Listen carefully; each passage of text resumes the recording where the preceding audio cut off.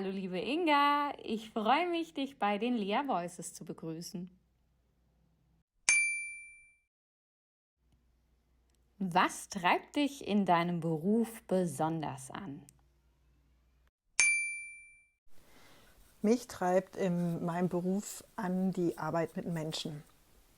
Mich begeistert es, im Dialog mit Menschen zu sein, an deren persönlicher Entwicklung beteiligt zu sein, Visionen gemeinsam herauszufinden, Stärken, Schwächen und das immer im Abgleich mit Unternehmenszielen oder auch so persönlichen Zielen für die Firma. Das treibt mich total an und hat mich dann letztendlich ziemlich schnell nach meinem BWL-Studium in die Personalarbeit gebracht und dort dann auch in die Vertiefung Personal- und Führungskräfteentwicklung, Talentmanagement, Karriereentwicklung und da bin ich bis heute total happy drin. Parallel bin ich meiner Berufung gefolgt und habe mich als systemischer Coach und Organisationsberaterin weitergebildet und übe auch diese Tätigkeiten in meinem Beruf aus.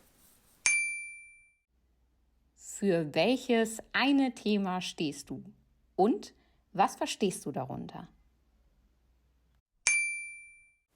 Ich stehe für das Thema Persönlichkeitsentwicklung.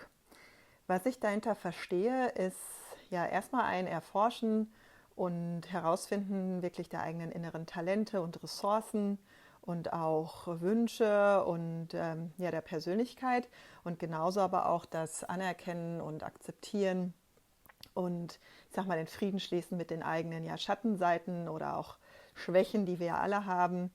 Und mit diesem Wissen und dieser, ich sag mal letztendlich Liebe zu sich selbst, dann auch im Beruf seine ganze Persönlichkeit einbringen zu können und so die ganze Klaviatur der persönlichen Facetten zu zeigen, das volle Potenzial von sich zu nutzen und herauszuschöpfen. Dafür stehe ich.